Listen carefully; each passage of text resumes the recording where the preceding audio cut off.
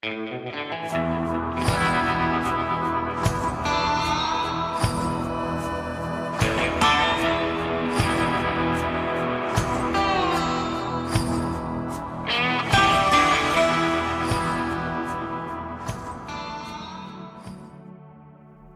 the tender age of 16, Harry Tracy had already committed an armed holdup of a post office and shot a sheriff dead while on the run from the robbery. In the following years, he developed into a hardened killer, committing holdups across the West and killing 2 more lawmen who were pursuing him. He was eventually caught and sentenced to the Oregon State Penitentiary before escaping. Charlie Anderson gives account of the death of Harry Tracy. Most indelible of my boyhood memories is the raw, month-long escape drama which ended with the violent death of Harry Tracy near Creston, Washington on August 6, 1902. He was the John Dillinger of his day, and had we had a Federal Bureau of Investigation then, he would have headed its 10 most wanted men list. I was 11 years old at the time, living only about 30 miles away at Davenport, a prosperous farming center 32 miles west of Spokane.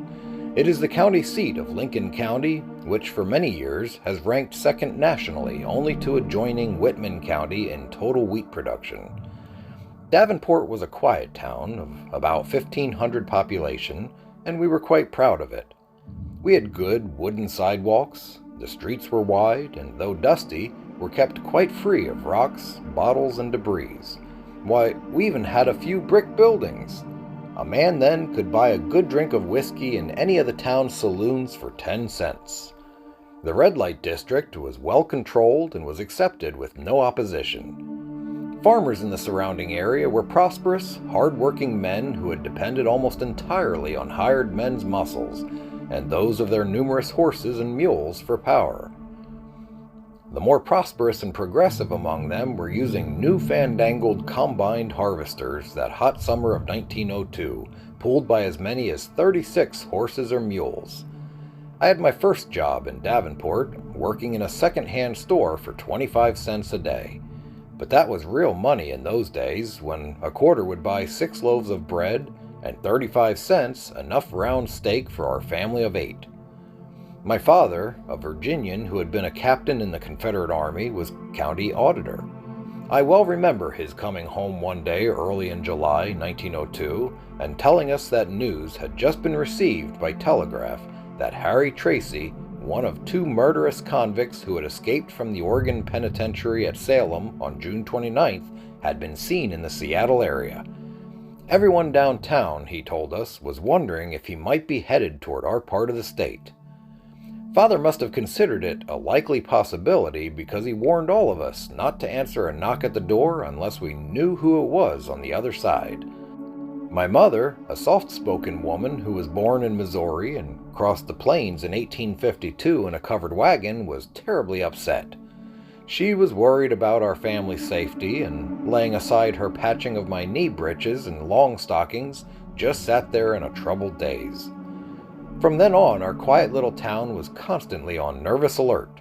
Much to our dismay, we learned from the daily headlines in the Spokesman Review, which we received by train from Spokane, that Tracy was headed toward eastern Washington, and more the news reports of his progress pictured him as a dangerous and murderous thug.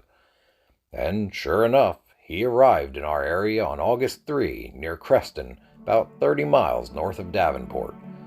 He rode out a patch of timber leading a pack horse and accosted George Goldfinch, a friend of mine, then working for Adam Blends, a Creston area farmer.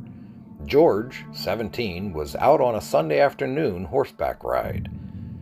He told me that Tracy asked to be taken to some nearby farm where he could rest up. George guided him to the Lou Eddy place, which was in rough and rocky terrain and devoted almost entirely to stock grazing.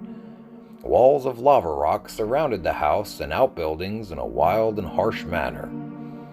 Arriving at the ranch, Goldfinch and Tracy went directly to the barn, still under construction, and found Lou Eddy.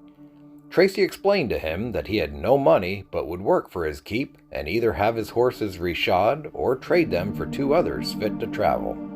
Eddy examined their feet and said he could shoe them, Tracy to pay him by working on the barn.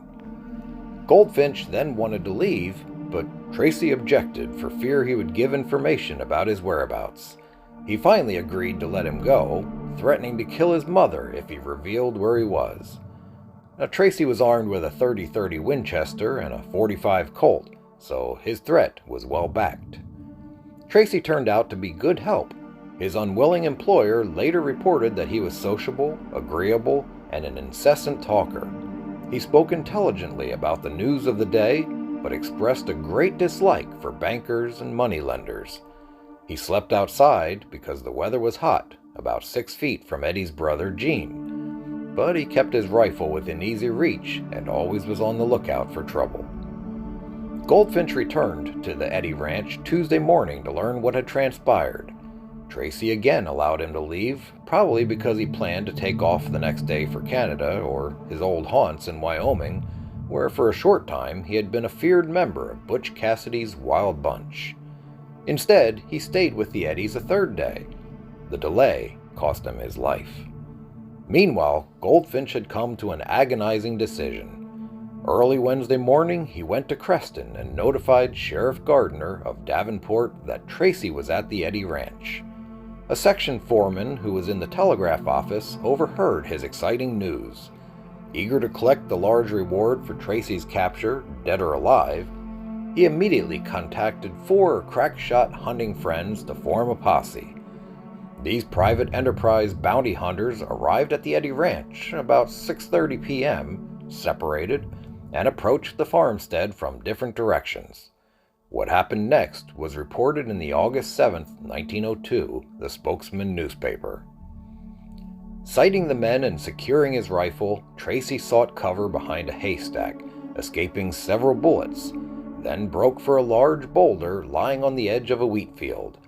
He had to pass in full view of the posse. One shot must have taken effect then, for he leaped headlong into the wheat field that lay below the rock. Presently, the posse saw him sitting up and doing what appeared to be dressing a wounded leg. The men fired at his head, and again they lost sight of him. He crawled about 75 yards, and there, weakened by loss of blood, tried to staunch the cruel wound, failed, and with his revolver sent a bullet through his brain.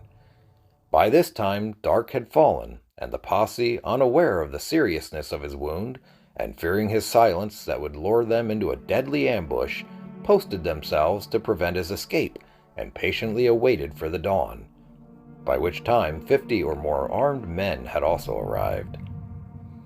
One of the posse, Smith, recognized the last shot from the field as that of a pistol and not a rifle.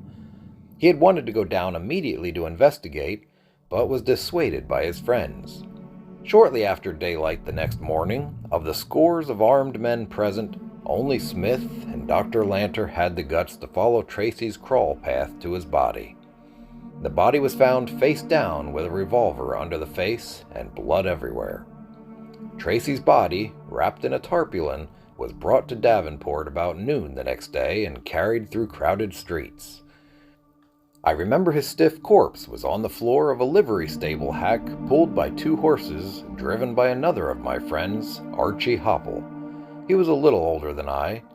A hack was a light, high-wheeled vehicle on the order of a buggy without a top, but with a longer body for a removable back seat. Tracy's corpse was pushed onto the back seat, his feet protruding over the back end. Archie was headed for Stone's funeral parlor, but the crowd was so large and so insistent that I clearly remember the corpse was quickly shunted instead to a back room of my brother's drugstore. Some of the crowd broke in and started cutting Tracy's clothes, shoestrings, hair, and even his gun belt for souvenirs. But they were quickly pushed out with only a few gruesome mementos. The crowd tried to break in again, but the sheriff and his deputies prevented it. This was my first introduction to the macabre nature of men. After things quieted down, the sheriff permitted my brother and me to view Tracy's body. There was a large wound in the right forehead, and the left leg below the knee was shattered, with the tourniquet, his leather belt, still in place. He was a sandy-haired man, about 5 feet 8 inches tall, well-muscled, and weighing about 160 pounds. His blood-stained clothes were torn in places. I felt sorry for him, but was macabre enough myself to squeeze his shattered leg. It was mushy, as if there were sand in it. 2 days later, on August 9, Tracy's corpse, in a plain zinc-lined box, was put aboard a train for Salem, Oregon, where it was buried in the penitentiary cemetery. Constable Straub sat on the box the entire trip, holding a loaded gun. If he hadn't, Joe Bailey quoted him as saying, "Souvenir hunters would have cut so many chunks off of it that there wouldn't have been much left." The reward offered by the state of Oregon was contingent on delivery of Tracy, dead or alive, to Salem.